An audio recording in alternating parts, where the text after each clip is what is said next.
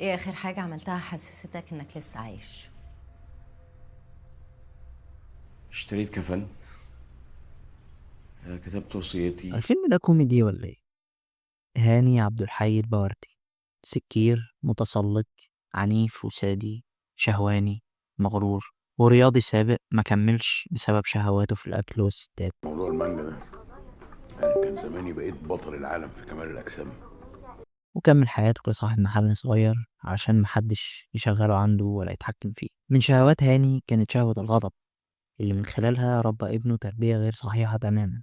النظرية بتقول إن هاني زيه زي أي أب مصري، ويمكن أزيد حتة بسيطة. هاني صارم مع ابنه ومراته، لكن كان غرقان في شهواته، مش عامل كنترول على نفسه. فكان دايما ساخط على تربية مراته لابنهم خالد، كان دايما بينتقد الدلع والحنية، كان دايما خشن وعنده نسبة من الجهل من خلالها كانت أحكامه متسرعة على الناس، لدرجة إنه كان بيردد إشاعة إن مايكل جاكسون متحول. هاني كان مثال للقدوة المنهارة قدام خالد ابنه، كان بيطلب من ابنه إنه يبقى راجل وملتزم بواجباته، في حين إن هو كان قدامه كل يوم مع واحدة ست مختلفة. هاني بيدعي الثقافة، فهتلاقيه بين كل جملة والتانية بيعمل فيها فيلن ويكلمك في حاجة بره إطار الموضوع.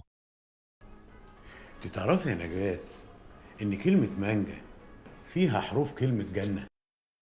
كلمة مصر كلمة مصر ميم صدري.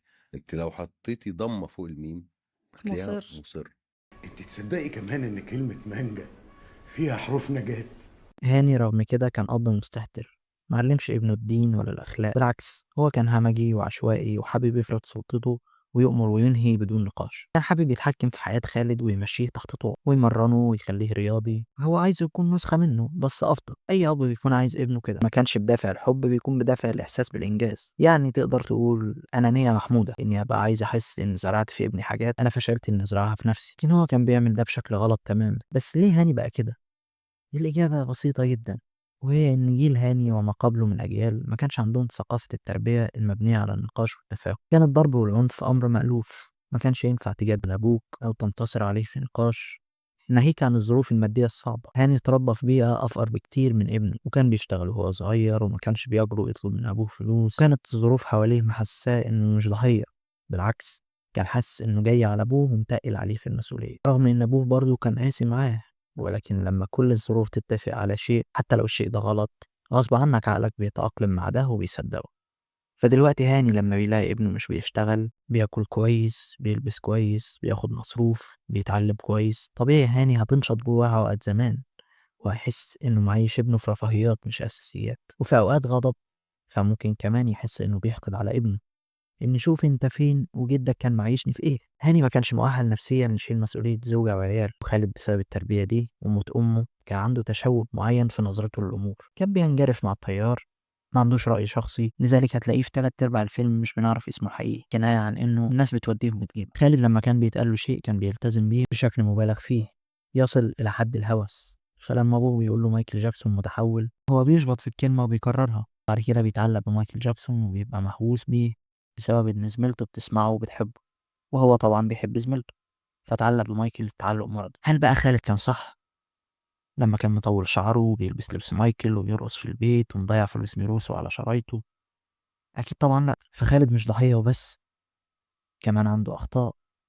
طبعا رد فعل الأب رد فعل جاهل مليان ضرب وعنف، وكان الأنسب إن هاني ياخده لطبيب نفسي يعالجه من الهوس ده، ولكن ده ما حصلش. فلما انتقل خالد من الهوس ده وعاش مع خاله، انتقل من النقيض للنقيض، والتزم بالدين وتعلق بيه بنفس درجة الهوس والمبالغة والتشدد. وإن خالد بقى مهووس بالموت والعذاب، ومفيش ولا مشهد له عن رحمة ربنا ولا عن الجنة ولا عن الجانب الطيب اللي في الدين. كعادة كل الأفلام المصرية، نظهر جانب الترهيب والتخويف اللي في الدين بدون إظهار الجانب المقابل بتاع الرحمة والمغفرة والعفو. الفكرة في حد ذاتها معطوبة جدا إن يكون رسالة الفيلم هي مهاجمة التشدد والتطرف والمبالغة، لأن دي مش القضية. القضية هي إن بطلنا عنده مشكلة نفسية مرضية، متعلق بإنسان لدرجة الهوس. الإنسان ده بيظهر له في أحلامه وبيشتته عن الصلاة وبيمنعه من الخشوع والعبادة. يبقى المشكلة عند بطلنا، عند خالد، مش عند الدين اللي التزم بيه. لكن انت في آخر الفيلم عالجت الموضوع ازاي؟ بدل ما يكمل جلساته النفسية ويبطل يتعامل مع مايكل كأنه بيعبده، لا، انت خليته يسيب الالتزام ويرجع لمايكل ولحياته القديمة. بدل ما تربط مشاكل وصراعات خالد النفسية بمشاكل التربية وأبوه، ربطتها بالدين. في حين إننا ما شفناش أصلا في الفيلم علامات تنفرنا من الالتزام ده. يعني الالتزام اللي كان ملتزمه خالد ما فيهوش علامات منفرة، لأنك عارض الحكاية ناقصة. تعارض خالد كل حياته هي النار وجهنم والعذاب والآخرة، وإنه ينام تحت السرير عشان يفتكر العذاب والثعبان الأقرع، بدون ما تظهر جانب الترغيب في الالتزام، الرخص اللي في الدين، قدر المغفرة اللي فيه، الأعذار، الخطب حتى اللي تتكلم عن الكلام ده على لسان الناس اللي حوالين خالد. مش معقول يعني 15 سنة كل ده مش موجود، والموجود هو العذاب والموت وبس. هم مش دواعش، هم مصريين حوالين، ولا حتى وضحت ان هم منضمين لجماعة معينة. دي مغالاة في عرض الصورة النمطية يا أستاذ عمرو. شريف بص، انت دلوقتي لو قسمت اي رقم على الما لا نهاية، تمام، اللي هو الانفينيتي، هيديك كام؟ 7. 0. 0 يا شريف. يعني انت دلوقتي لو قسمت الرقم اللي انت هتعيشه، مثلا هتعيش 1000 سنة، 2 مليون سنة، لو قسمتهم على الانفينيتي اللي هو الما لا نهاية، هيديك برضو 0، النتيجة 0. فاهم؟ فاحنا كل اللي عايشينه ده، كل اللي احنا عايشينه ده في الاخر نتيجته صفر، يعني بلا قيمه بالنسبه للاخره. فاهم قصدي؟ حسبة الانفينيتي دي هي حقيقية فعلا، انك لما تقارن شيء مهما كان قدره بقدر لا نهائي هو فعلا هيساوي صفر. هي مش المفروض الحسبة دي تكون علامة تنفرنا من الالتزام؟ الأذكار مش علامة تنفير. حب الدنيا عند حد معين بيكون ابتلاء. الخشوع والبكاء خوفا من ربنا ده نعمة مش حاجة منفرة، ولازم زي ما بنحب ربنا نخاف منه، لأنه مش إنسان ومش هنتعامل معاه بمنطق البشر. لكن وسائل اجتذاب البكاء مثلا من البطل كانت محاولات ساذجة، زي إنه يقرب البصل من عينيه.